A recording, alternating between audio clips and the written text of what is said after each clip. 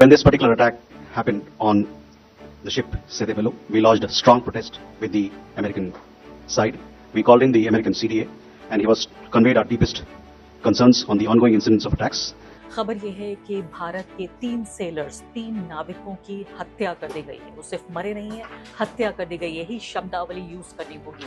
Hormuz पर हमारे 3 लोगों को शहीद कर दिया गया है, एक के बाद एक 3 दिनों पर, यानी जून 8, जून 9 और जून 11 3 बार लगातार हमला हुआ है।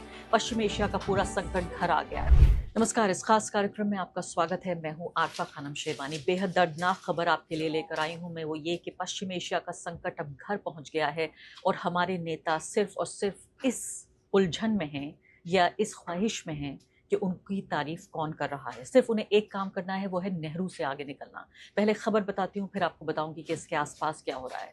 खबर यह है कि भारत के 3 सेलर्स, 3 नाविकों की हत्या कर दी गई है। वो सिर्फ मरे नहीं है, हत्या कर दी गई। यही शब्दावली यूज करनी होगी। हॉर्मुज पर हमारे 3 लोगों को शहीद कर दिया गया है, एक के बाद एक 3 दिनों पर, यानी जून 8, जून 9 और जून 11 3 बार लगातार हमला हुआ है। पश्चिम एशिया का पूरा संकट घर आ गया है। जून 8 को क्या हुआ? 24 लोग सवार थे, यूएस का हमला हुआ। दोनों चीजें, यानी कि ये तीनों हमले जो हैं लगातार अमेरिका की तरफ से हो रहे हैं। जून 8 को हमला हुआ, 24 लोग थे, 24 लोगों को रेस्क्यू कर लिया गया, यानी बचा लिया गया। दूसरा आप देखिए कि जून 9 को हमला हुआ। जून 9 को यह हमला हुआ, 21 लोग थे और 21 लोगों में 24 लोग थे, 3 लोग की मौत हो गई। इन 3 लोगों के नाम भी सामने आ गए हैं और 21 लोगों को बचा लिया गया। जून 11 को फिर यह हमला हुआ, 20 लोग ऑन बोर्ड हैं। हमें नहीं पता कि वो लोग कहाँ चले गए। ये 20 लोग, अभी इनके बारे में जानकारी हमारे पास उपलब्ध नहीं है। इस हैंडसम नौजवान की तस्वीर देखिए। जी हाँ, किसी माँ बाप का प्यारा था ये व्यक्ति। इस हैंडसम नौजवान, इसका नाम है आदित्य शर्मा। ये तस्वीर रिलीज की गई है। उसके पिता अलग अलग जो पत्रकार हैं, जो विदेश नीति को कवर करते हैं, उन पत्रकारों से गुहार लगा रहे थे। मेरा बेटा इसी जहाज पर सवार था, मेरा बेटा खो गया है, पता लगाइए कहाँ है। अब पता चल रहा है कि आदित्य शर्मा इस दुनिया में नहीं है। इसके अलावा शिवानंद जो हैं, चौरसिया दूसरा नाम है और तीसरा नाम है पटनाला सुरेश। इन तीनों की आधिकारिक रूप से ये कंफर्म हो चुका है कि इनकी हत्या हो चुकी है। और भारत ने ले देकर क्या किया है, उन्होंने सिर्फ यूएस के एक डिप्लोमेट के, एक अधिकारी को तलब किया है और अपनी शिकायत दर्ज की है। उसी दिन, जिस दिन भारत के 3 नाविकों, 3 सेलर्स की हत्या की गई है अमेरिका के जरिए, उसी दिन आपकी स्क्रीन पर ये ट्वीट मैं दिखाना चाहती हूँ, उसको देखिए, जिसमें खुशामद कर रहे हैं, तारीफ कर रहे हैं नरेंद्र मोदी जी की, यूएस के राष्ट्रपति डोनाल्ड ट्रंप, और कह रहे हैं कि बहुत बहुत मुबारक हो आपको, आप लॉन्गेस्ट सर्विंग प्राइम मिनिस्टर बन गए हैं क्योंकि आपने नेहरू से एक दिन ज़्यादा कंप्लीट कर लिया है। लॉन्गेस्ट सर्विंग, सबसे ज़्यादा भारत में राज करने वाले, प्रधानमंत्री के पद पे रहने वाले नरेंद्र मोदी जी, हमारी तरफ से भी बधाई ले लीजिए।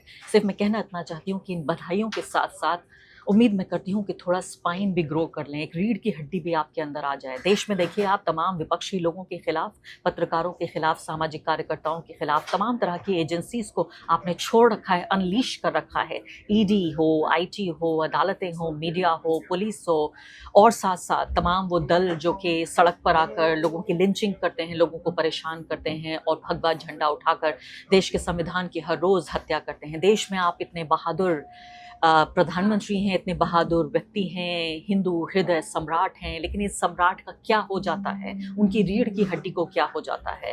क्यों गुलामी पर सीधे तौर पर उतर आए हैं नरेंद्र मोदी? जब यूनाइटेड स्टेट्स की बात आती है तो एक शब्द उनके मुंह से नहीं निकलता। किस तरह से ओमान ने रक्षा की पहली बार, यानी कि जो हमारे 24 लोग जिनको बचाया जा सका, फिर उनको एयरलिफ्ट किया गया। वही पश्चिम एशिया जहाँ पर नरेंद्र मोदी जिसकी कीमत पर इजराइल और अमेरिका से तमाम तरह की दोस्ती करते हैं, वही पश्चिम एशिया लगातार आता है बचाव में।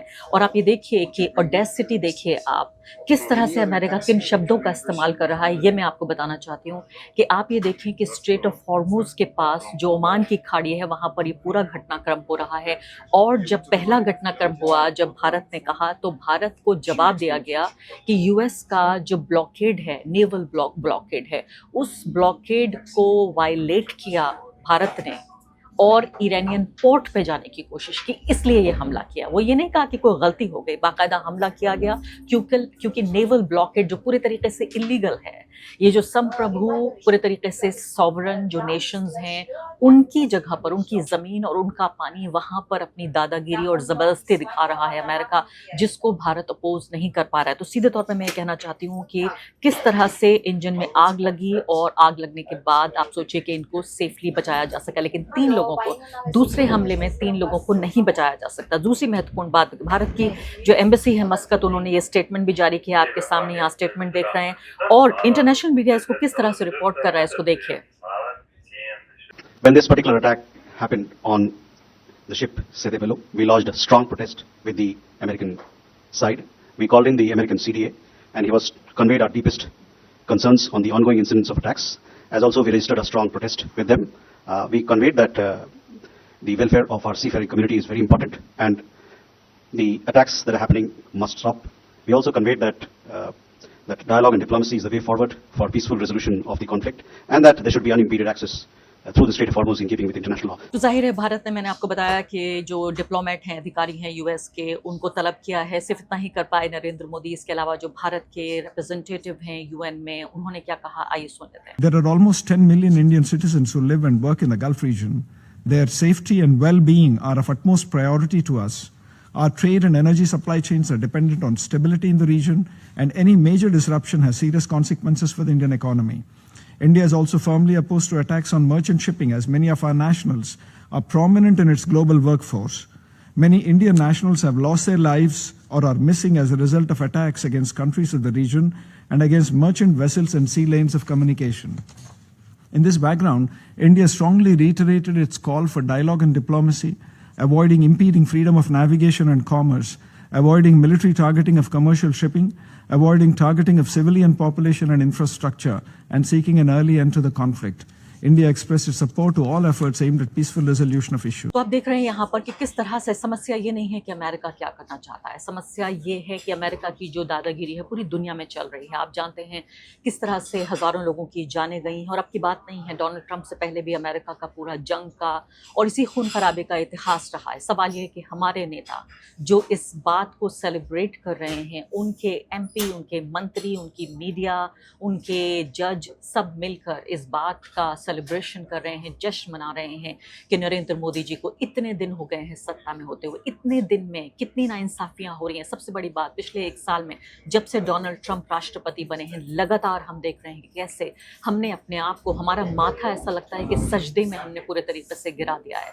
तो सबसे महत्वपूर्ण बात इसमें यही है कि क्यों नरेंद्र मोदी खड़े होकर जवाब नहीं दे सकते, क्यों नरेंद्र मोदी ये नहीं कहते कि नो का मतलब नो, आप हमारे लोगों के साथ क्यों ज्यादती कर रहे हैं। पश्चिम एशिया का पूरा संकट भी आप देखिए, इससे कोई लेना देना नहीं है भारत का, लेकिन भारत के जहाज़ों को जाने नहीं दिया जा रहा है। ये कमर्शियल वेसल्स हैं, यानी कि तेल का जो पूरा कारोबार है, ये पूरा जो इलाका है हॉर्मुज का, यहाँ पूरी दुनिया का, यानी 20% से ज़्यादा पूरी दुनिया की जो एनर्जी की जो ज़रूरत है वो इस इलाके से पूरी होती है, जिस पर अमेरिका ने पूरी तरीके से हमला कर रखा है। और इस वक्त खबर ये भी है कि ये जंग दोबारा शुरू हो चुकी है। पहले अमेरिका ने ईरान के ऊपर हमला किया, फिर ईरान ने जवाबी हमला किया, और इस जवाबी हमले में कम से कम 3 देशों पर यह हमला किया गया है। पूरी खाड़ी में पूरे तरीके से दहशत का एक माहौल पूरे तरीके से बर्पा हो गया है, और अब कुछ नहीं कहा जा सकता कि ये जंग आखिर खत्म कब होगी। मैं चाहती हूँ सिद्धार्थ वरदराजन का ये ट्वीट आप जरूर देखिए, जिसमें वो याद दिला रहे हैं कि नरेंद्र मोदी किस तरह से स्पाइन नहीं है उनके अंदर, रीढ़ की हड्डी खो बैठे हैं, और वो ये कह रहे हैं कि कैसे जो सॉवरेन जमीन है, यानी संप्रभु आजाद जो जमीन है अलग अलग देशों की, उस पर अमेरिका कब्जा कर रहा है, और नरेंद्र मोदी कब्जा कर रहा है मतलब कि उस पर अपना आधिपत्य जमा रहा है, और नरेंद्र मोदी कुछ नहीं कह पा रहे हैं। उन्होंने याद दिलाया कि देखिए 4400 दिन नरेंद्र मोदी की गुलामी के लगातार चल रहे हैं। तो सीधे तौर पर जो भारत के दर्शक हैं और जो हमारे नागरिक हैं, उन्हें ये समझना होगा कि नेहरू से ज़्यादा और बेहतर बनने की चाह में क्या नेहरू जितनी थोड़ी सी भी स्पाइन, नेहरू जितना थोड़ा सा भी रीढ़ की हड्डी अगर दिखा दे नरेंद्र मोदी, तो मैं खुद निजी तौर पर उनकी तारीफ करूंगी।